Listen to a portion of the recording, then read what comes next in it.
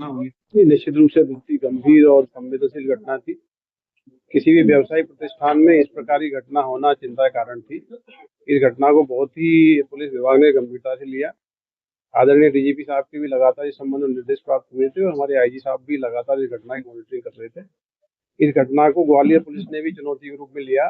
Gwalior police के जितने भी अधिकारी यहाँ बैठे हुए दिख रहे हैं, एडिशनल एसपी अनु बेनीवाल, विदिता डागर मैडम, सुमन, सीएसपी नागेंद्र, मनीष, अतुल और क्राइम ब्रांच की हमारी सारी टीम, इनको अलग अलग जिम्मेदारी दी गई थी और ये चुनौती ली थी कि हम इनको 48 घंटे के अंदर इस घटना को करने वाले आरोपियों को गिरफ्तार करेंगे, उनको कस्टडी में लेके आएंगे।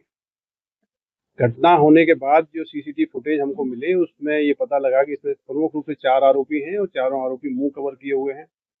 इनको लगातार नाकाबंदी कराई गई। नाकाबंदी के बाद लगभग 4 बजे के आसपास ये इन्फॉर्मेशन थी कि ये लोग जंगल में उसमें घाटी में देखे गए हैं। उस समय इनकी गाड़ी को चेंज किया गया और इनको गिरफ्तार करने का प्रयास किया गया, लेकिन ये मौके का फायदा उठा के जंगल में भाग गए थे। हमारी क्राइम ब्रांच की सारी टीमें जंगल सर्चिंग में उतारी गई और जंगल सर्चिंग में भी ये जानकारी मिल रही थी कि जंगल से बाहर अभी बदमाश नहीं निकले हैं। सीसीटीवी फुटेज के आधार पे, टेक्निकल सर्विलेंस के आधार पे और जो हमारे पास इंटेलिजेंस नेटवर्क है उसके आधार पे कल हमने इन चारों आरोपियों को शिनाख्त कर लिया था कि इस घटना में कौन कौन आरोपी है जिन्होंने मुरार के सराफा बाजार में जाके घटना की है। इन आरोपियों की पृष्ठभूमि आपराधिक है, पहले भी कई मामले दर्ज हुए हैं। कल ही इन आरोपियों की गिरफ्तारी के लिए पृथक 10,000 रुपए की इनाम की घोषणा की गई थी। इनके मूवमेंट को हम लोग लगातार ट्रैक कर रहे थे और जो मूवमेंट्स के आधार पर जानकारी मिली, पुलिस ने लगातार काम करते हुए अनु बेनीवाल मैडम और सभी अधिकारियों ने मिलकर अलग अलग टीमों ने काम किया। हमारी टीमें झांसी, दतिया, भिंड, मुरैना कई स्थानों को भेजी गई थी। अभी इस घटना का जो प्रमुख आरोपी है जिसने की व्यवसायी की दुकान में घुस के फायरिंग की थी और जिसने फायर करके चोट पहुंचाई थी, वो आरोपी की शिनाख्त हिमांशु यादव के रूप में हुई थी। ये आरोपी बेसिकली झांसी का रहने वाला है, तो इसकी गिरफ्तारी की गई है। इसके अलावा इस घटना के अन्य जो प्रमुख आरोपी है अरविंद यादव, ये जो आरोपी कपिल यादव है उसका सगा भाई है।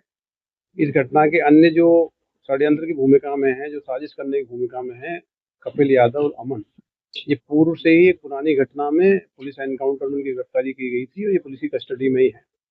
मुरार की सराफा बाजार की घटना के जो प्रमुख 4 आरोपी हैं पुलिस ने गिरफ्तार कर लिया गया है। इनकी अभी रिमांड ली जाएगी, पूछताछ की जा रही है। घटना में जो हथियार यूज हुए थे वो जब्त किए गए हैं। जो गाड़ियां यूज हुई थी उनमें उनको भी जब्त किया गया है। बाकी अभी डिटेल्ड इन्वेस्टिगेशन होगी कि इसमें अन्य कौन कौन लोग षड्यंत्र में शामिल थे, किस किस व्यक्ति ने इनकी मदद की है, इस घटना का इंटेंशन क्या था।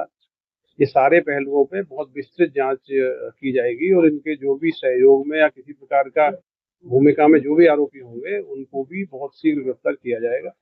ये बहुत ही टाइम बाउंड, बहुत ही त्वरित और प्रभावी ऑपरेशन था।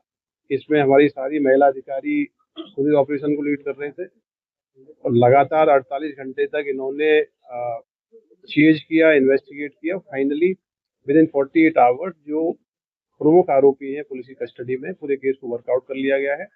अब इसकी डिटेल इन्वेस्टिगेशन करेंगे और इसमें जो अन्य कुछ आरोपी शेष बचे हैं उसको भी हमारी टीमें लगातार कार्य कर रही हैं। पूरी पुलिस की टीम इस चुनौती में खड़ी उतरी है। हमारी क्राइम ब्रांच की टीमों ने बहुत ही महत्वपूर्ण जिम्मेदारी इसमें निभाई है। सीसीटीवी सर्वेलेंस के माध्यम से भी टीमों ने सैकड़ों की संख्या में सीसीटीवी कैमरे देखे हैं, जिसके आधार पर इनको आइडेंटिफाई किया गया कि व्यक्ति कौन है। मोटरसाइकिल जो इस्तेमाल करती वो भी किसी और से मांग कर लेकर आए थे। इसमें जो प्रेमा फेशिया जो मोटरसाइकिल देखी गई थी, एक मोटरसाइकिल थी उसमें जिसकी गाड़ी थी उसको इन्वेस्टिगेट कर रहे हैं। दूसरी मोटरसाइकिल जोरासी के जंगल में छोड़ के भागे थे, वो एक अनिल कुशवाहा नाम के व्यक्ति की थी। अनिल कुशवाहा को हमने इन्वेस्टिगेट किया है।